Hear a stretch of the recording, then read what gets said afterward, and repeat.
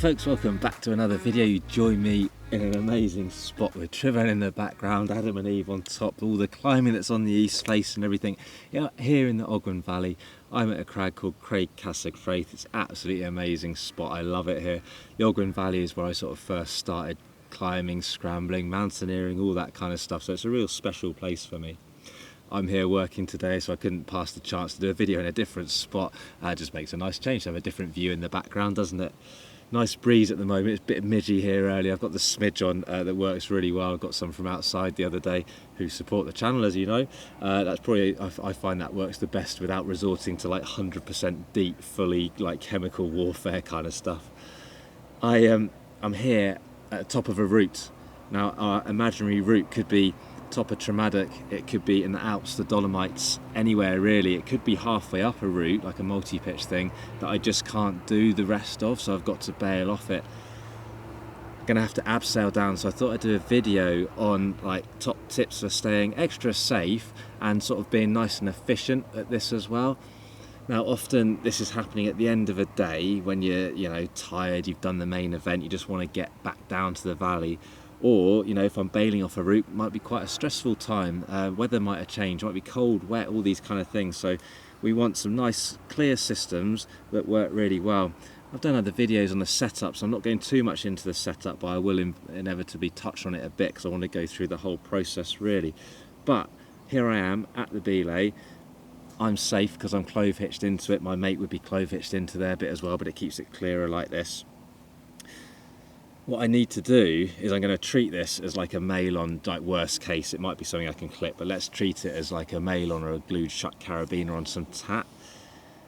I've got to get the ropes through that and threaded and thrown off. To do that, realistically, I'm going to have to untie at some point.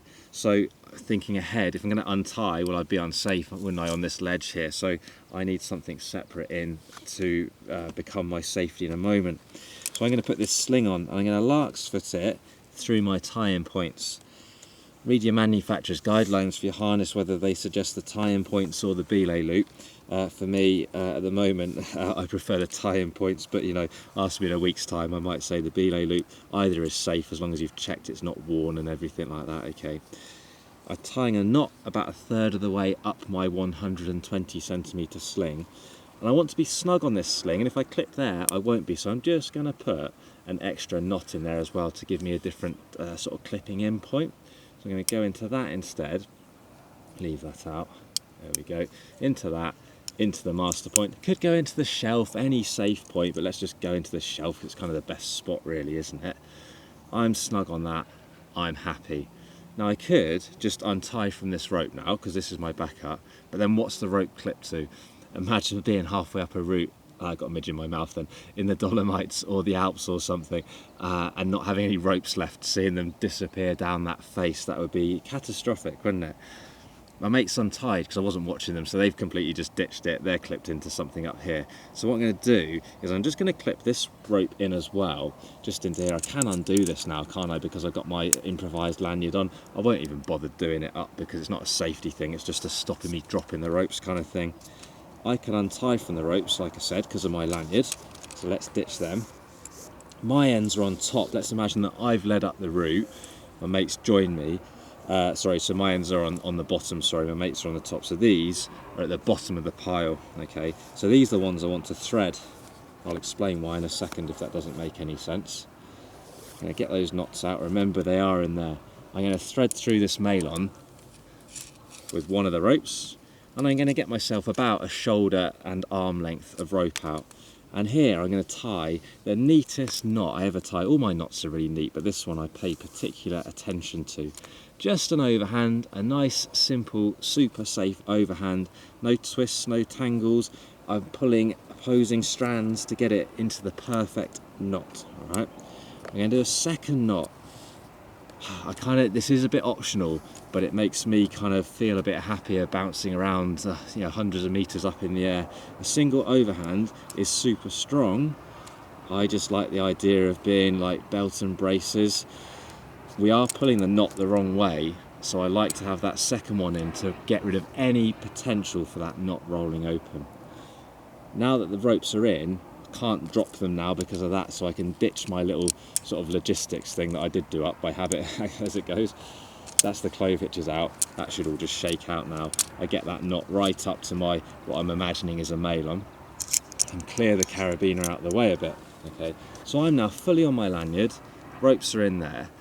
I said my friends' ends, because they followed me up, were on top, so I get their ends, and what I've pre-done earlier, because this wasn't the first take, I got really attacked by midges, so I had to go and reapply the smidge, sorry. But so these are in from earlier. I've just put a little stopper knot in the end of each rope separately to stop them getting twisted, just so I don't abseil off the end of the ropes. That would be like a catastrophic thing. That is, it would just be a really annoying way to go, is the way I look at it, when you've got such a simple solution. So these are the tops of the piles of rope, so I can lap this into my hand. Don't need to lap the whole rope, just enough to give me a bit of weight to throw off, because now as I throw it off, I'm giving it a proper throw because I'm not, there's some other people around, don't want to throw ropes on people's heads. Then, because it was on the top, it should all just flake off nicely down the crag, ready for me to abseil on. Right, ropes are set up, I'm safe, mate's safe, clipped in as well. Next step is to get set up, trying to be efficient and all that as well. I don't want to drop stuff, okay? That would be like really bad, to be halfway up that route and to have no Prusiks left or no belay plate left, whatever it might be. My Prusik, which is one of these sewn ones, you can't get these Simmon ones anymore, but you can still get Beal jammies, which are exactly the same thing. And I'm going to put some wraps on this. 4 or 5? It just depends on the combo, really. Try it. You might want one wrap more, you never know. But I'm going to test it, so I'm going to find out really soon if it's enough anyway. Clip that onto there. So French Prusiks, it releases under load, so it's easy to bang it and start again should you slip and let go or whatever. Other Prusiks won't release under load, so a bit more problematic. I've put the Prusik on first. I can test it. It's locking, winning. I can pull a bit through as well, right? That's important because there's 100 metres of rope dangling down there, getting blown around in the wind and all sorts. It's heavy. What I can do by getting that Prusik on first, it's gripping the rope, so that's just sitting there nicely now, so I can put my belay device on there. You can set this up in kind of low friction with teeth uphill, higher friction that way. 2 fairly fat ropes, so I'll have teeth uphill today. Because the Prusik's gripping the rope, I'm not particularly like fighting in against all that 100 metres of rope. Sorry, I don't want to get them twisted. I try and keep the videos as nice and clear as possible. Put them in. It's clipped in. I don't need to unclip it again. I can just push those ropes in and do it up. So again, minimising the potential for dropping a belay plate. Not the end of the world. There's other things we can do instead, but I'd rather not lose my belay plate. I want to get this knot right up there, so I just shuffle the ropes a little bit. There we go. And what I'm going to do now is basically test load it before I go anywhere and check that everything is working as it should be. So I slide the belay plate right up there. I slide the Prusik up as well. And now as I sit back, I've already checked that everything is done up, but I give it a double check again, right? That's done up, that's gripping. No hands, it's working, and the sling is slack. That's important. If this did all explode, obviously not going to explode, but you know what I mean, I would just get a bit of a shock, but I'd go onto the sling ultimately. So it's really worth doing. These tails are important, right? We want them about 30 centimetres. These are a little bit longer, probably closer to 50, but that's okay. What I don't want is like 2 metres worth of tails. Imagine if you've got 2 metres worth of tails, cold, not concentrating, in a rush, all that kind of stuff. It would actually be quite easy to do all this setup on the tails, test it, oh yeah, all good, unclip, lean back, off the end. There's a real near miss up here very recently of someone doing exactly that, and yeah, they got flipping lucky by all accounts. They're not the only person, this has happened to other people as well. So make them, you know, long enough they're not going to get a tool sucked back into there. So I'd definitely like hand size, but I reckon 30 centimetres is about textbook. I've got a fraction extra there because I sort of misjudged it on these slightly fat ropes. But there's no way I could settle this up on here without sort of noticing. That's what we're after. Really flipping important, that. I can now abseil, off I go, on my merry way. When I take this lanyard off though, right, I want to be holding on to this rope. So even though I've got a Prusik on, I don't want to let go on purpose without either keeping a hand on it or having a big catastrophe knot in it. What I could do with this though, I've got to pull on which rope to get it back. This kind of, I don't know what colour this is, brown, orange, that kind of thing. I can clip that on as a little memory jog that when I get to the next belay, great, that's the one to pull. If I pull the wrong one, either it won't come, I just pull on the other one till it does come. Worst case though, it might get jammed into whatever it is, and that's going to cause more problems. I like this setup though because it's like multi-purpose, isn't it? So if I'm multi-pitch abseiling, when I get to the next abseil point, I can clip in again, whether it's a shorter loop or a longer one, whatever. I can clip in and it's all ready to go. So I like that. Okay. What you could do is, let's just actually, I'll keep that in for now, but take the sling off. Okay. Some people out there own nice Gucci lanyards like the Petzl Connect and stuff like that. I'm just going to place that down on the floor for now for speed. Now I could use my lanyard for this job, couldn't I? Petzl Connect, other ones are available of course, but these are like dead popular. Just get that through there. In the guidelines for this it says to go BA loop, not through both, so I'm going to stick with that. Now I could be clipped into anything up here, I'll go into that, that's a nice strong point.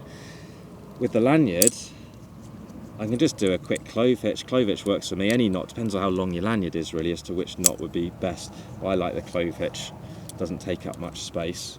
I can spin that round as well, so it's end to end better. There we go. And that's exactly the same setup, but I've got my nice lanyard instead. I want most things in my harness where possible to be sort of multi-purpose, and this wouldn't do much in the way of other jobs for me, which is why I tend to go with a sling and improvise with that. But this might be great if you're multi-pitch sport climbing and other things like that. Well, there you go. I hope that was of interest. There's one other thing I'd just like to show you really quickly, which is like not using a lanyard and why I think the extended abseil is a really good way of doing things. I'll try and hurry this up because I know my videos go on at the best of times. What we could do, and what we used to do, and you will still see people doing, is not necessarily inherently super unsafe or anything. I just don't think it's ideal. Instead of doing that extended version, I can still do some very similar stuff, like larks footing that down to there. I can put that on and give it loads of wraps like we did before. I think I had like 5 or 6, I can't remember. I'd have to watch the video back to see what it is. And I can clip that to a leg loop. Safe? Yeah, I reckon it is. However, the difference here with this setup is you clip that into the belay loop. Okay, all strong points, so I'm happy with that. I'm just going to spin that round. There we go. I have got that upside down, so I can't let myself do that on the video. It's got to be right, hasn't it? There we go. Don't want any weird twists or tangles. As I spin that round now. Okay, I could do all my setup. I'd have to have some sort of sling on to be safe and stuff, instead of multi-purpose, be one job, I suppose. Look how close that gets though. It's gripping, it's doing its thing. But if I twist around at all, Prusik touches, will it jam or will it just release? Well, the answer is it just actually releases, as you can see. So I'm not going to stop, and what's the point of Prusik if it's not going to stop me? It would be pointless, wouldn't it, really? So I'm not a fan of that method. I'd much rather extend the abseil. I hope that video is interesting. A few top tips, hopefully, and a few ways of staying safe. Just be methodical with it all. There's other ways of doing these things. There's nice little slick things you can do of pre-threading while your mate's climbing and stuff like that, but just keep it simple. Don't rush stuff. Don't try and be like super clever. Simple things usually work the best, I reckon. Fire away with questions as always. You know I'm happy to answer as best I can. Click that like button, smash the subscribe button, all those things I say every time. Support as always massively appreciated. Fire away in the comments with any suggestions for videos as well. I've still got a list of things to do as always. It's just finding the time to do them, but I'm still enjoying doing them, so thanks for all the continued support. As always, thanks very much for watching. More videos coming up very soon.